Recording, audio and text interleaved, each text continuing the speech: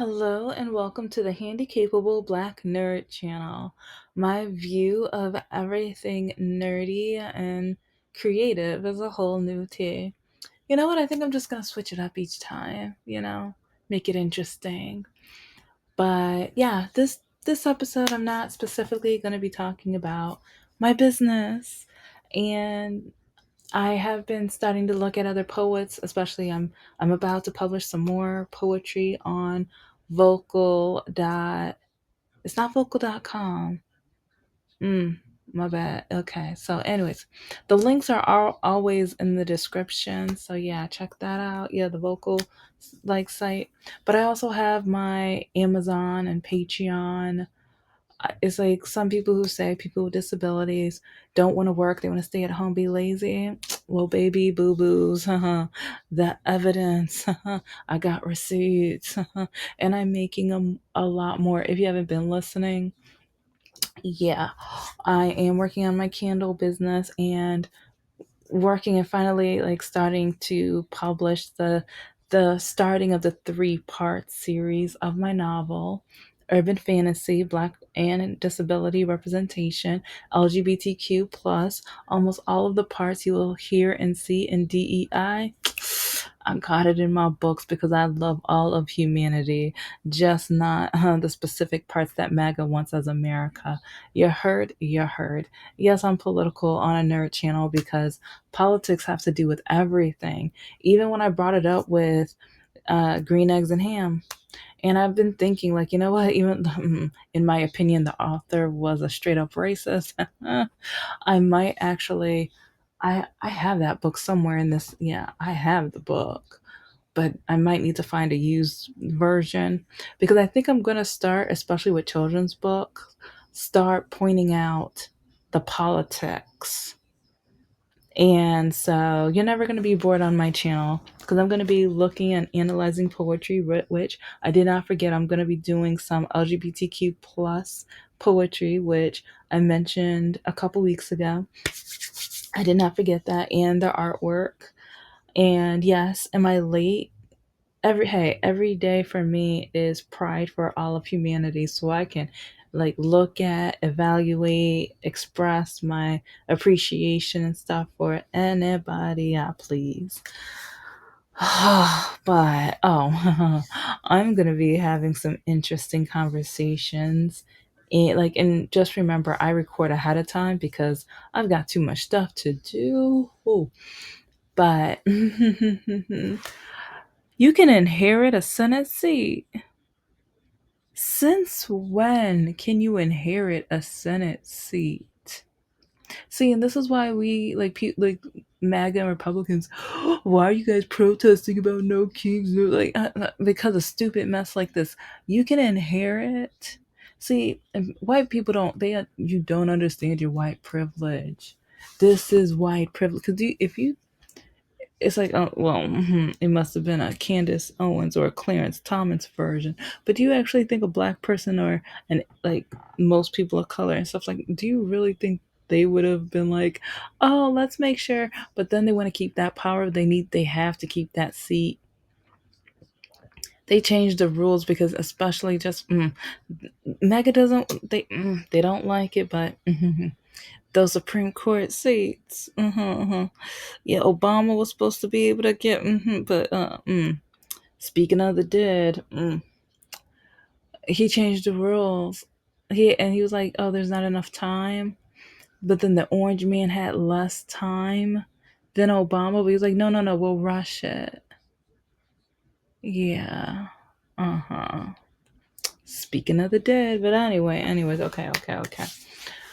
Uh, I'm gonna be talking a little bit about current events, but also comparing it into different scenarios and diving a little deep into it because especially with church trauma, it's just going to be a nerd episode, but in a different, outside of my business, outside of my endeavors. And yeah, look, you're going to see a link about the situation. I'm going to hopefully look up some articles and I'm going to look up whatever I can on the story and stuff. But there's this guy who Oh, and Rashad, like, he is amazing. I love his stories. Someone tried to, like, accuse him of faking his education and stuff like that. I'm anyway. All I know is if anyone tried to do that with me, oh, you'll find all my degrees. All right, all right, okay. But he was covering this one story about this African American guy, and this also shows you a little bit about the racism, especially within real estate, because he bought a house with, I believe, like around 30 acres of land. God is good. And like he became friends with some people, partnered up with some people because I guess they needed a white family. The white family needed help, and next thing you know, and this is what I'm like, and this is with anybody, not just white people, okay? Not just white people, but you have to be careful who you trust. Trust me. With my dating life, I keep needing to remind myself of that. Mr. Spider, Mr. No Heart. I didn't care about Lock a Key. Yeah, if you don't know, yeah. So it's okay. So the guy bought the land and everything, and then he became friends with the family. The family basically backstabbed him, used him to go, to go the house to the point where police came and kicked out the owner of the house. It's like, and watch the video again, the footage. I'm gonna have as much as I can find on this story, but it's heartbreaking because his business is run through there, and the animals is on the land, but now he's lost some of the animals, and so part of me, I'm just like, so you're, the racism and the. But this guy, he's suing. He found a lawyer, so that is the great and amazing news. Oh, babies, take that deep breath and get either some boba, some hot patty tea if you like it cold. Hold the ice, because the ice is a hot mess in these streets. Yeah, someone else passed away too. Okay, yeah, I really need to take this to the Handicapable Black Woman channel too. Trust me, I will. But our country keeps proving what they think of the non white people. Our country keeps showing the bigotry, the racism. But then it's crazy because on dating apps, yeah, and I'm taking it there to all these places because when authors write, they go based off of what they're going through, their history, like the livelihoods, and just the life that has been bestowed on them. And yes, it's like the troubles, the heartbreak, the pain, the love, the happiness, sadness, the darkness, all of that. And I'm seeing this black man who seems to have started some beautiful businesses to help people, support people with animals. But now he is like he has to sue for his own house. Oh, and not only like he got kicked out but and everything, but he has to still pay. He's still like so the police are going to kick out the person who's paying for the house, and but then they blame him for not staying there every single night when, okay, especially like I'm getting my businesses together. Yeah, okay, I am going to talk about my business a little bit because I'm hoping that with my once I gain full independence of my life after the whole nightmare of the disability. If you don't know, check out the other channel. But I want to be able to work at Comic Cons and sell face to face. It's like I know a couple people who hire people to go to them, and they just mail their products to the people and their setups or whatever.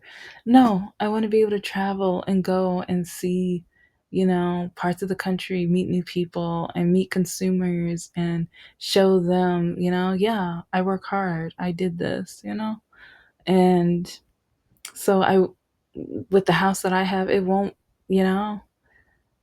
And if I do decide to have a roommate, because I don't know, it's like I kind of thought once I get my business together and I want to buy a house, but I want to buy a house that has a unit for the business, but I want to hire people, but then Oh, I'm gonna need law paperwork. I'm gonna need lawyers, contracts, everything, because I need to make sure.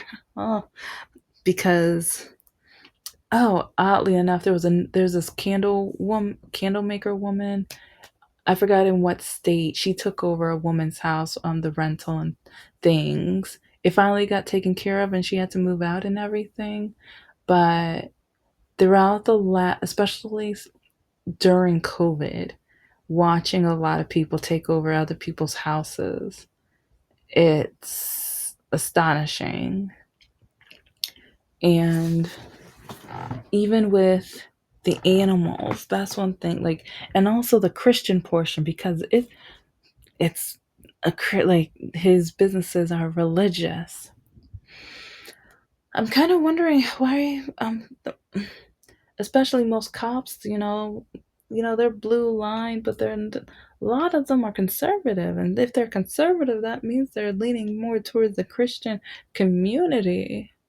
So if this man's business is Christian related, and I don't know, it's just kind of. And then also with the neighboring pastors within the Georgia community, why aren't any of them helping and supporting, or even giving advice and giving a helping hand, or anything for. I'm kind of wondering, did he go to maybe. I know he'll never listen to this, but maybe go to some of the churches, speak your mind, and tell your story, say what's going on, because. But as I'm thinking, I'm remembering the pop quiz last year with that woman who had the baby. I mean, she fictional.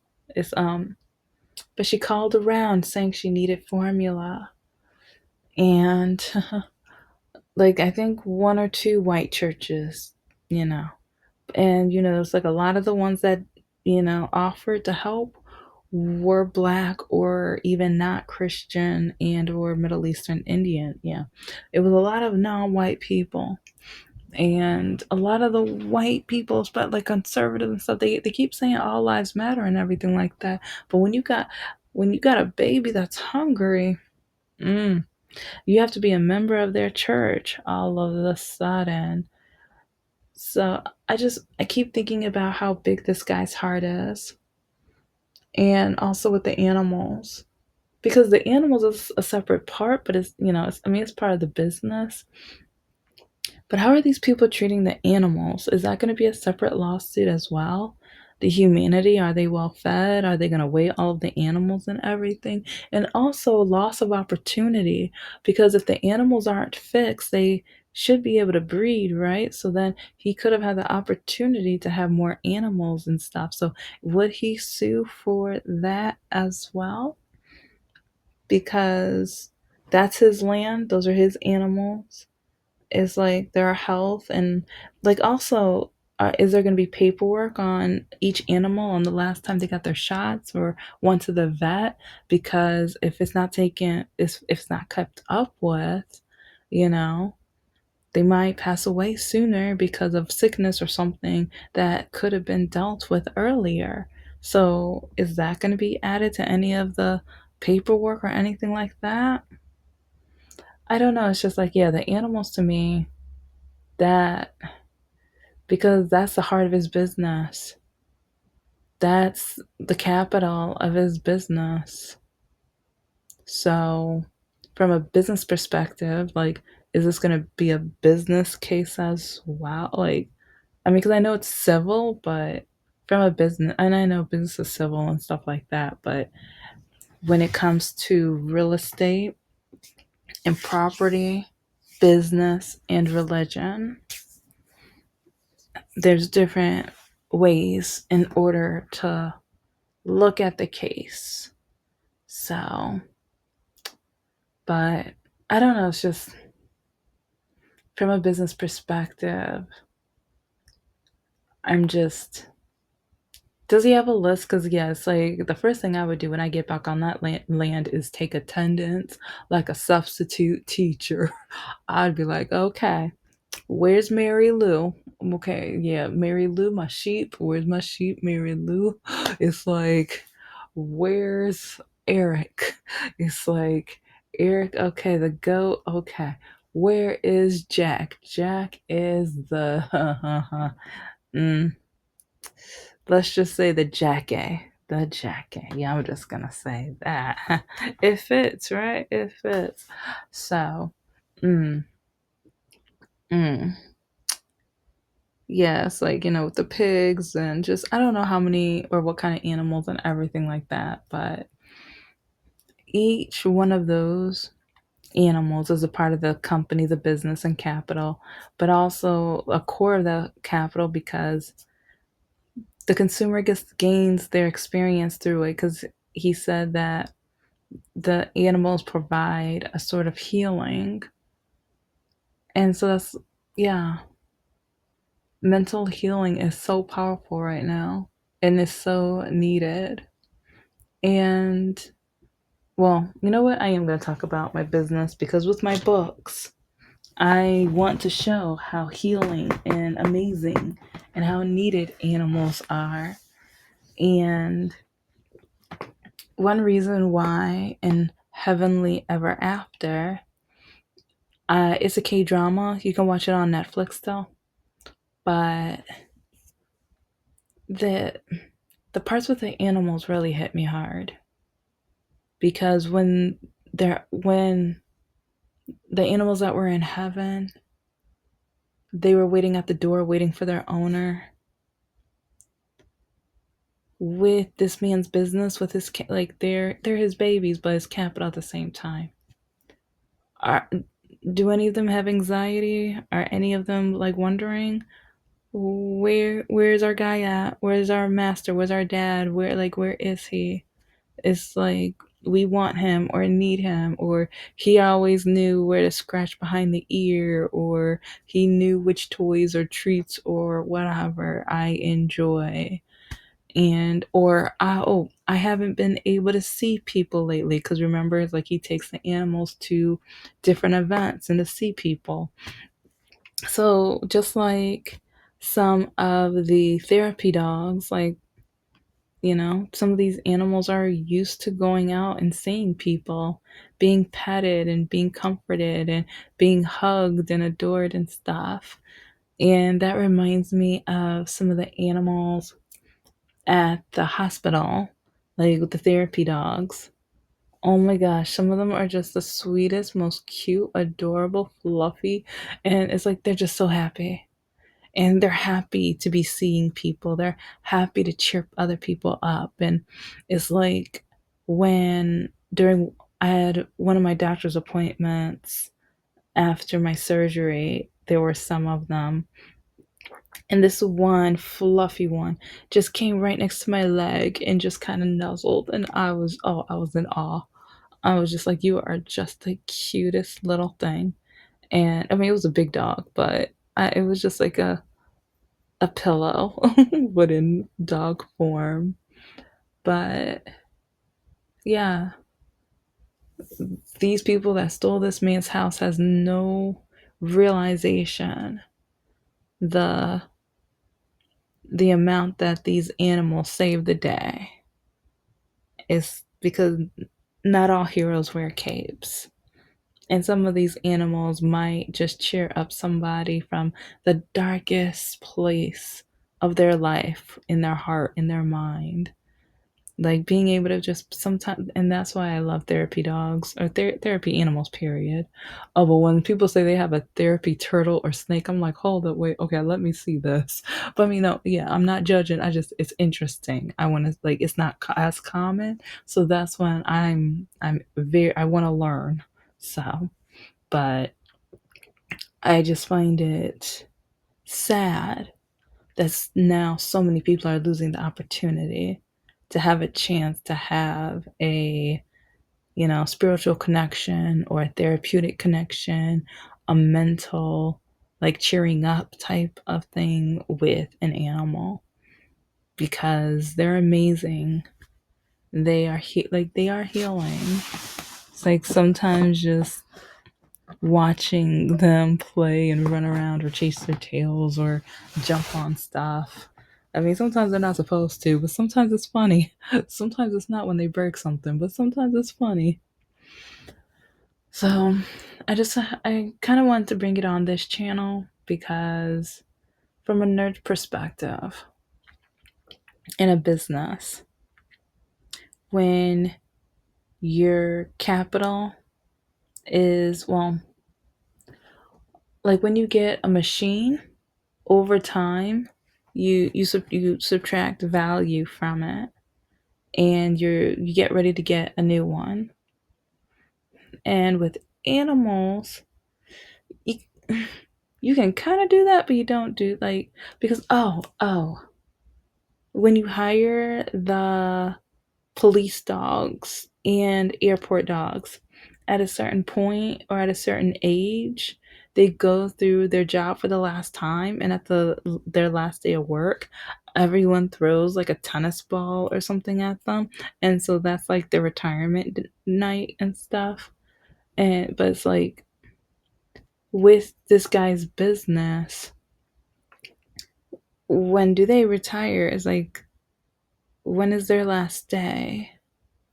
It's like every day you're taking the well, they're not equipment, but the, well, yeah, the capital of the business away from doing what they need to do to perform, to either engage with the population, because they are the marketing. It's like you never know which animal is going to go up to the right person, and then that person's going to be like, huh, I have an event coming up. I want this person to bring the animals, and there you go.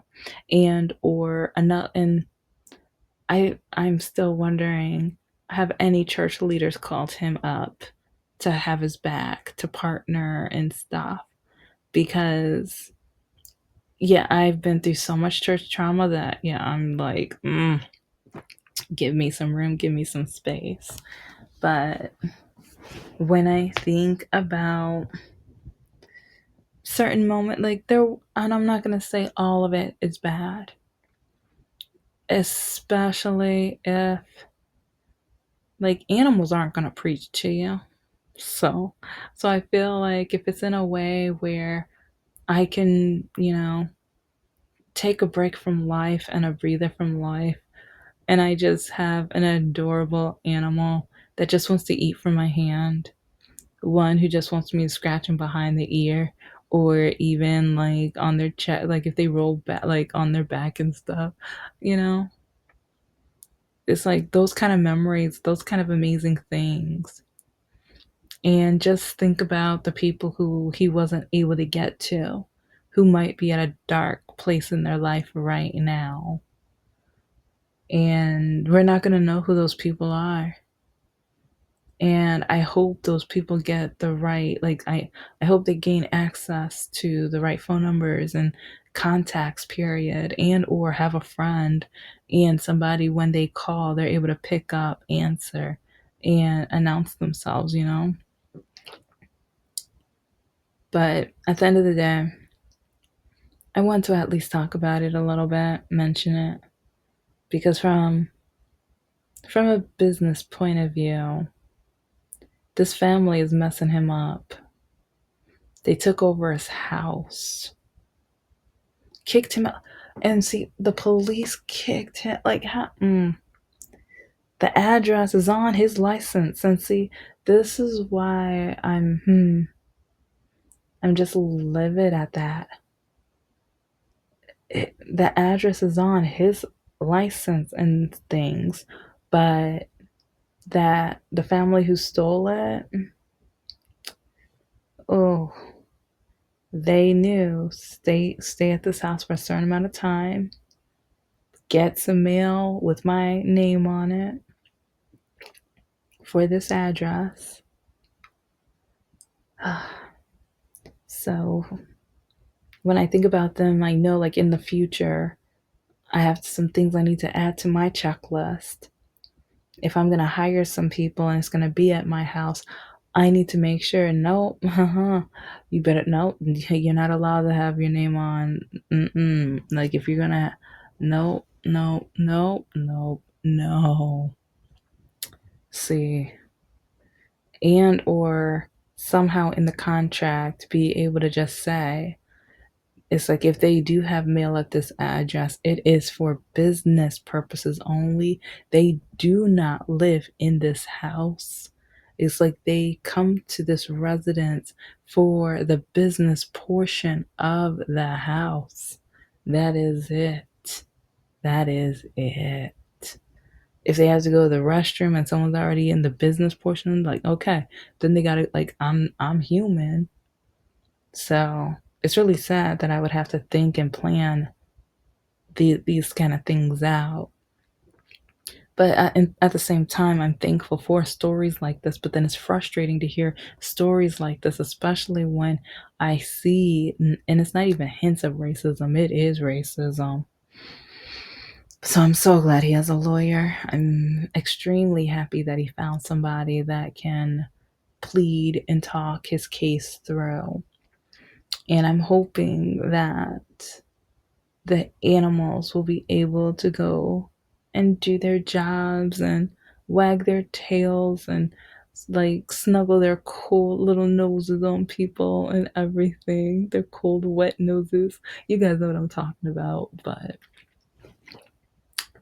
no, I was like, I really want to know more about it as well. So yeah, I'm gonna try to show you guys links. So hopefully I'm gonna have that on there as well. And maybe even I'll look over the website and see what I would recommend. And I mean, this is while I work on my website, but since my MBA is in internet marketing, maybe I could do that because there were a few times where I did that for some of my college students and they were just in awe. They were just like, oh, oops, wow. So while I, and that's one reason why it's going to take me quite a while to work on mine after everything I've learned over the years and noticed. But I really hope he wins the case as to like not just win, but win as soon as possible. I hope he's able to get some money back. Oh, and two of the people that took the house over were in that plane crash. I ain't saying anything after that though. But yeah, it's like I heard about that a couple months ago. But yeah, so now I'm kind of wondering. So is it like the kids that are still at the house, and who started the takeover? Because I think he was friends with the son. So now I'm wondering whose idea was it to take over the house and the process that they went through, other than like the mail in their name. And I heard like in the recording, like Rashad mentioned that one of them is probably friends with the police or sheriff and stuff. I want to know which one, because that's dangerous when you own the house and then you have to pay to keep that so you don't lose the house. And then the animals, your animals are on this land, so now you have to entrust their lives to the people who stole your house and land. Mm. I like I, if they go to church, I want to know which one they go to. Because you know what? No, he needs to go visit their pastor. He needs to go visit their preacher. And I want to see and hear what he says. I want to see, oh, I would love to hear what he has to say about their actions. If they go to church, they may not. That in the back of my mind, I'm like, they better not because who? I know if I was their pastor, ooh, I'd be snitching. I'd be snitching all day, every single day. But what are your thoughts? And if you're a lawyer, because yeah, I'm not a lawyer. I've just watched a lot of like legal people and stories, and while looking at the marketing and advertising lawsuits, that's one reason why I've kind of. But anyways, talk to you guys later. Bye. Oh, and check out his business and everything too.